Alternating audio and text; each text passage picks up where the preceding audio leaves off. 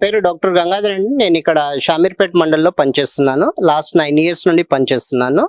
నా specialisation ఎంవీఏసీ surgery and radiology అండి. మనం కొత్తగా డైరీ ఫామ్ పెట్టుకునే ఫార్మర్స్ అవలంబించవలసిన పద్ధతులు ఎలా ఉండాలి అనేది దాని గురించి ఇప్పుడు చెప్పబోతున్నాను. మేజర్గా ఇందులో మనం ఒక 4 పాయింట్స్ మీద కాన్సన్ట్రేట్ చేయాలండి. ఒకటి cattle shed, second one labour, third one feed and fodder, fourth point ఈ marketing strategy milk and milk products. Fifth point ఏంటంటే ఓవరాల్గా ఈ ఫామ్ని ఎలా మేనేజ్ చేస్తున్నాము ఏంటి అనేది డే టు డే ప్రాక్టీస్లో అతను ఎనలైజ్ చేసుకుంటూ వెళ్తే డైరీ ఫార్మ్స్ ప్రాఫిటబుల్ బిజినెస్లోకి కన్వర్ట్ అయ్యే అవకాశం ఎక్కువ ఉందండి. ఇప్పుడు మనం ఫస్ట్ పాయింట్ గురించి మాట్లాడడం డైరీ షెడ్స్ అనేది ఎలా ఉండాలి ఏంటి అనేది. డైరీ షెడ్స్ అనేది మనకు వాటికి కావాల్సిన ఇన్పుట్స్ అవన్నీ ఒక పద్ధతి ప్రకారము కన్స్ట్రక్షన్ చేసుకొని ఇంజనీరింగ్ ప్లాన్ తీసుకొని కన్స్ట్రక్షన్ చేసుకోవాలి. ఇంకోటి వాటర్ స్టాగ్నేషన్ ఉండకుండా చూసుకోవాలి. యానిమల్స్ నిల్చుండే ప్లేస్ కూడా రఫ్ ఉండాలండి, స్మూత్ ఉండద్దు. స్మూత్ ఉంటే అవి స్కిడ్ అయి పడిపోయి ఫ్రాక్చర్స్ అయ్యే అవకాశం ఉంటుంది. కాబట్టి మీరు ఆ ఏరియాను రఫ్గా ఉంచడం, కొద్దిగా స్లోప్ పెట్టుకోవడం మంచిదండి. సెకండ్ పాయింట్లో మనం ఫీడ్ అండ్ ఫాడర్ విషయానికి వస్తే చాలా మంది ఫార్మర్స్ ఈ ఫీడ్ అండ్ ఫాడర్లనే వాళ్ళకు వచ్చిన ఇన్కంలో 50 to 60% వాటికే కేటాయిస్తారు. కాబట్టి అట్లా కేటాయించకుండా వాళ్ళు డిఫరెంట్ ఫాడర్ క్రాప్స్ ఉన్నాయండి. అందులో లెగ్యూమ్స్ ఉన్నాయి, సీరియల్ క్రాప్స్ ఉన్నాయి, గ్రాస్ వెరైటీ ఉన్నాయి. లెగ్యూమ్స్లోకి వెళ్తే మనకు కౌపీ ఉందండి, హెడ్జ్ లూసర్న్ ఉంది, దాంతోపాటు ల్యూసర్న్ ఉంది, స్టైలో ఉంది. ఈ 4 వెరైటీస్ ఉన్నాయి. ఈ 4 వెరైటీస్లో ఏంటంటే మనకు ఈ లెగ్యూమ్స్లో ప్రోటీన్ కాంటెంట్ 15 to 20% ఉంటుందండి. వేరే ఫాడర్ వెరైటీ క్రాప్స్ను కంపేర్ చేసుకుంటే ఇందులో ప్రోటీన్ కాంటెంట్, క్రూడ్ ప్రోటీన్ చాలా ఎక్కువ ఉంటుంది. కాబట్టి ఈ ఫాడర్ క్రాప్స్ను ప్రతి ఒక్క డైరీ ఫార్మరు ముందు కల్టివేషన్ చేసుకోవడం నేర్చుకోవాలి. ఈ 4 నేను చెప్పిన ఈ 4 ఇవి కౌపీ, హెడ్జ్ ల్యూసర్న్, స్టైలోలో మనము ల్యూసర్ను క్వీన్ ఆఫ్ ఫోరేజెస్ అంటాము. ఎందుకంటే దీని ప్యాలెటబిలిటీ, న్యూట్రిషన్ చాలా ఎక్కువ ఉంటుంది. యానిమల్స్ చాలా ఈజీగా యాక్సెప్ట్ చేయడం కూడా జరుగుతుంది. అదే కాకుండా ఇది నైట్రోజన్ ఫిక్సింగ్ చేస్తుందండి. ఇది ఒకటి దీంట్లో ఉన్న పెక్యులియర్ పాయింట్. అందుకే దీన్ని క్వీన్ ఆఫ్ ఫోరేజెస్ అని అంటారు ఈ ల్యూసర్ను. నెక్స్ట్ పాయింట్కి వస్తే మనము ఇవి సీరియల్ క్రాప్స్లో సీరియస్ ఫోరేజెస్లో మనకు మెయిజ్ అండ్ జవార్ వస్తుంది. మెయిజ్లో మనము ఆఫ్రికన్ టాల్ జనరల్గా చూస్తుంటాము. దాని తర్వాత జవార్ వెరైటీ ఇప్పుడు మనం గవర్నమెంట్లో 50%, 75% సబ్సిడీలో ఇవ్వడం జరుగుతుంది. ఇది మల్టీ కట్ అండి. ఇది మల్టీ కట్ కాబట్టి మనకు ఇయర్లీ ఒక 5 కటింగ్స్ వస్తూనే ఉంటాయి. నెక్స్ట్ మనం వస్తే గ్రాస్ వెరైటీలో వచ్చేది మనకు పారాగ్రాసు, గిన్నీ గ్రాసు, ఇంకోటి బ్లూ బఫెల్ గ్రాస్ అని అదొకటి ఉంది. ఇవి ఉన్నాయి కామన్గా. కానీ మనము జనరల్గా హైదరాబాద్ ఈ సరౌండింగ్స్లో మనం పారాగ్రాస్ను ఎక్కువ చూస్తుంటాం ఈ మూసినది ఆ ఏరియాలో. ఇనిషియల్గా స్టార్ట్ చేసే ఫార్మర్స్ చిన్నకారి రైతు కానీ మధ్యతరగతి వాళ్ళు కానీ ఇనిషియల్గా ఒక 5 యానిమల్స్ తెచ్చుకొని మనకు కావాల్సిన ఫీడ్ అండ్ ఫాడర్ను అరేంజ్ చేసుకొని ఒక పద్ధతి ప్రకారము చేసుకుంటూ వెళ్ళాలి. ఈ పద్ధతి ప్రకారం చేయడం వల్ల ఏమవుతుందంటే మనకు ఎవ్రీడే వచ్చే మిల్క్ను ఈజీగా మార్కెటింగ్ చేసుకొని దానివల్ల లాభాలు పొందే అవకాశం ఎక్కువ ఉంటుంది.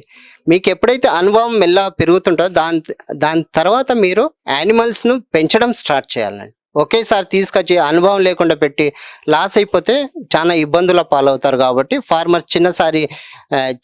స్మాల్ ఫార్మర్స్ కానీ మార్జినల్ ఫార్మర్స్ కానీ ముందు 5 యానిమల్స్తోని స్టార్ట్ చేయాలండి డైరీ ఫామ్ను.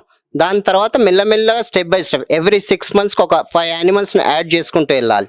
ఇలా చేసుకుంటూ వెళ్తే ఒక 2 yearsలో మీకు ఒక 20 యానిమల్స్ షెడ్ అవుతుంది. 20 యానిమల్స్ షెడ్ అయినప్పుడు దీంట్లో కూడా మీరు సైక్లికల్ ప్యాటర్న్ అనేది ఒకటి ఫాలో చేయాలి. ఇప్పుడు 20 యానిమల్స్లో 20 యానిమల్స్ ఎట్ ఏ టైం ఈనడం, ఎట్ ఏ టైం మిల్కింగ్ ఇవ్వడం కాకుండా సైక్లికల్ ప్యాటర్న్లో ఒక 10 యానిమల్స్ పాలు ఇవ్వడము, 10 యానిమల్స్ కన్సీవ్ అయ్యి అడ్వాన్స్ ప్రెగ్నెన్సీలో ఉండడం. అలా ఏమవుతుందంటే మీకు సైక్లికల్ ప్యాటర్న్లో మీకు round the clock year wise మీకు డబ్బులు వస్తూనే ఉంటాయి. మీకు ఎటువంటి ఫైనాన్షియల్ ప్రాబ్లమ్స్ అనేది ఎరైజ్ కాదండి. ఇది మీరు ప్రతి ఒక్క స్మాల్ ఫార్మర్ కానీ మార్జినల్ ఫార్మర్ కానీ ఈ పద్ధతిని అలవాటు చేసుకోవాలి. ఇదే దీని తర్వాత మనము ఇందులో మేజర్గా మనం ఆలోచించవలసింది ఏంటంటే, ఇప్పుడు మనం కాప్ మేనేజ్మెంట్ ప్రాక్టీసెస్ గురించి మాట్లాడుకుందాం. ఈ కాప్ మేనేజ్మెంట్ ప్రాక్టీసెస్లో మనము చాలాసార్లు ఏం చేస్తుంటామంటే, దూడ పుట్టగానే దూడను మదర్ దగ్గర వదిలేసి వెళ్ళిపోవడము. దానివల్ల ఏమవుతుందంటే ఆ మదర్ అనుకోకుండా స్టాంపింగ్ చేసే కాపు చనిపోవడము, లేకపోతే లేనిపోని ఇన్ఫెక్షన్స్ వచ్చి బాధపడి చనిపోవడము, దాని తర్వాత యానిమల్ మిల్క్ ఇవ్వకపోవడం, ఇవన్నీ రొటీన్ ప్రాక్టీసెస్ అండి. ఈ ప్రాబ్లమ్స్ వస్తూ ఉంటాయి రొటీన్ ప్రాక్టీస్. మీరు ఏం చేయాలంటే యానిమల్ ఈనగానే దూడని తీసి సెపరేట్ చేయడం, దాన్ని ఏమంటామంటే కావింగ్ పెన్స్ అంటాము. కావింగ్ పెన్స్లో మనము ఆ దూడను ఒక 10 days 15 days అలా పెట్టినాం అనుకో, ఏమవుతుందంటే అది సేఫ్గా ఉంటుంది. మనం ఎట్ ది టైమ్ ఆఫ్ మిల్కింగ్లో దాన్ని వదిలేసి మిల్క్ దాయిపించేసి మళ్ళీ అక్కడ పెట్టడము, ఈ ప్రాక్టీస్ చేసుకోవాలి. దీనివల్ల ఏమవుతుందంటే మనకు మోర్టాలిటీ లెవెల్ అనేది తగ్గిపోతుంది. ఇంకోటి కాఫ్స్కు ఎటువంటి డిసీజెస్ కూడా రావండి. మనం ఇన్ జనరల్గా మనం రొటీన్గా చూసే కాఫ్స్లో చాలా మటుకు చనిపోతుంటాయి, 50 to 60%. దాన్ని చనిపోవడానికి 3 రీజన్స్ ఉన్నాయండి. ఒకటి 3 డిసీజెస్ ఉన్నాయి. ఒకటి సెప్టిసిమియా, ఒకటి న్యూమోనియా, ఇంకోటి డయేరియా అండి. ఈ సెప్టిసిమియా అనేది మనకు మదర్ నుండి కూడా వచ్చే అవకాశం ఉంటుంది కాబట్టి త్రూ బ్లడ్ ట్రాన్స్ఫ్యూషన్ బ్లడ్ వల్ల కూడా వచ్చే అవకాశం ఉంటుంది కాబట్టి అటువంటి కాఫ్స్ను మనం ముందే డిటెక్ట్ చేసి వాటికి సరైన ట్రీట్మెంట్ ఇవ్వడం మంచిదండి. ఈ సెప్టిసిమియాతోని జనరల్గా కాఫ్స్ ఏవైతే సెప్టిసిమియాతోని పుడతాయో అంటే ఇన్ఫెక్షన్తోని, అవి ఏమైతాయి అంటే జాయింట్స్లో పెయిన్ రావడము, కళ్ళ చుట్టూ క్లౌడీ ఐస్ ఉండడము, వీక్గా ఉండడము, కూర్చొని ఉండడం, లేవకపోవడము, ఇవన్నీ ప్రాబ్లమ్స్. న్యూరలాజికల్ డిజార్డర్స్ కూడా ఉంటాయి.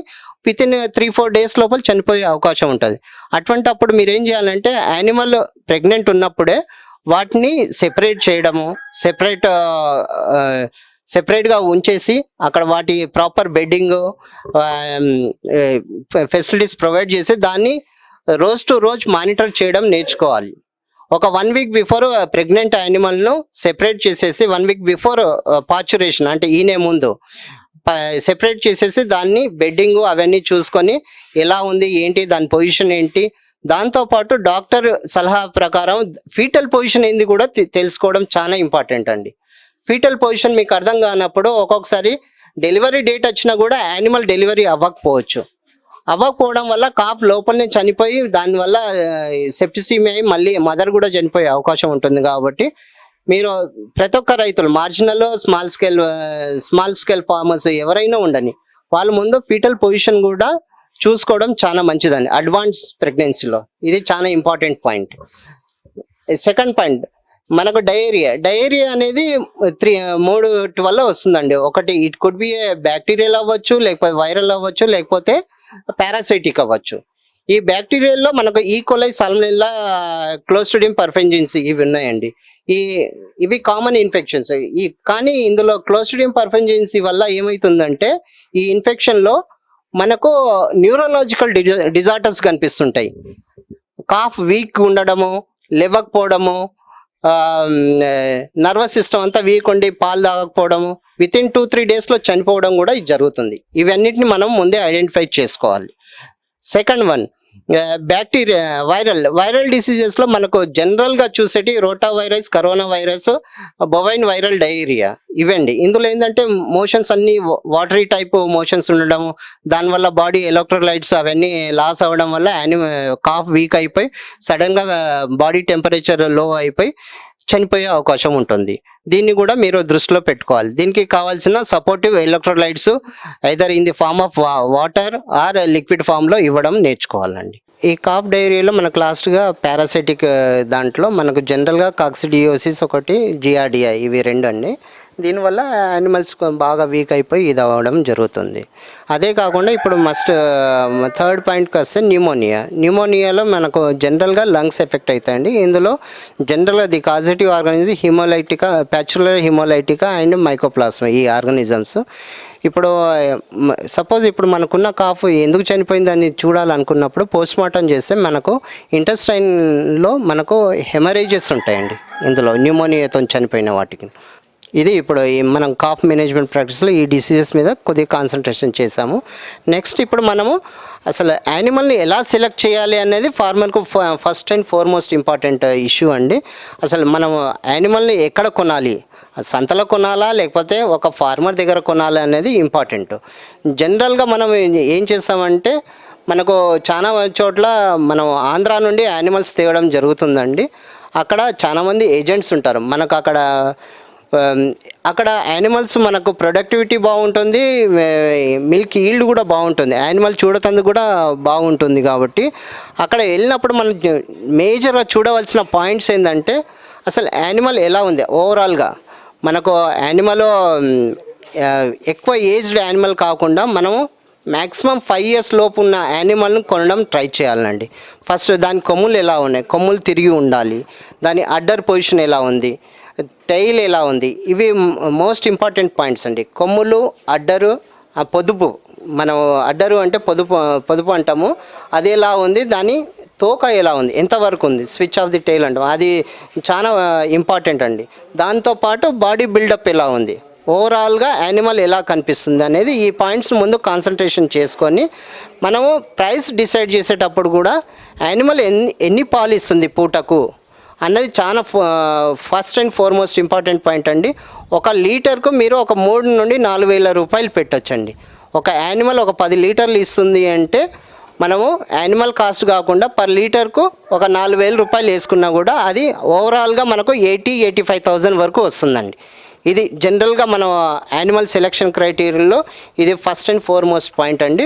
ఇనీషియల్గా డైరీ ఫామ్ పెట్టుకునే వాళ్ళకు ఫస్ట్ ఒక 5తోని డైరీ ఫామ్ స్టార్ట్ చేసినప్పుడు దాని ఫీడింగ్ ప్యాటర్న్ ఎలా ఉండాలండి అంటే మనము బయట నుండి మ్యాక్సిమం ఏది కొనొద్దండి. కొనకుండా మన సొంతగా మన ఫామ్లోనే మన అగ్రికల్చర్ ల్యాండ్లో అన్ని ఫాడర్ క్రాప్స్ను గ్రో చేసుకొని అక్కడనే అన్ని మనకు లెగ్యూమ్స్ ఉన్నాయి, నాన్ లెగ్యూమ్స్ ఉన్నాయి, వీటి రెండింటిని పెంచి దాని ద్వారా మనం వాటిని ప్రాపర్ వేలో కటింగ్ చేసుకొని యానిమల్స్కు ఫీడ్ చేయడం నేర్చుకోవాలండి. దానివల్ల ఏంటంటే మనకు కాస్ట్ కటింగ్ చాలా ఎక్కువ ఉంటుంది, దానివల్ల ఇన్కమ్ జనరేట్ అయ్యే అవకాశం ఎక్కువ ఉంటుంది. మనకేం బయట నుండి మనం కల్లి తౌడు అవన్నీ తీసుకొస్తే మనకేమవుతుందంటే ఓవరాల్గా వాటికి ఒక 40% మనకు వచ్చే ఇన్కమ్ను డైలీ పెట్టవలసి వస్తుంది.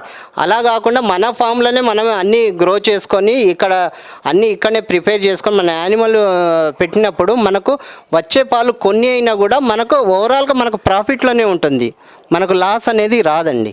ఈ విధంగా ఫస్ట్ అండ్ ఫార్మోస్ట్ ఈ farmers small scale, marginal scale farmers అందరు దీన్ని దృష్టిలో పెట్టుకొని వాళ్ళ డైరీ ఫార్మ్స్ స్టార్ట్ చేసి ఒక ముందుకు సాగాలని కోరుకుంటున్నాను.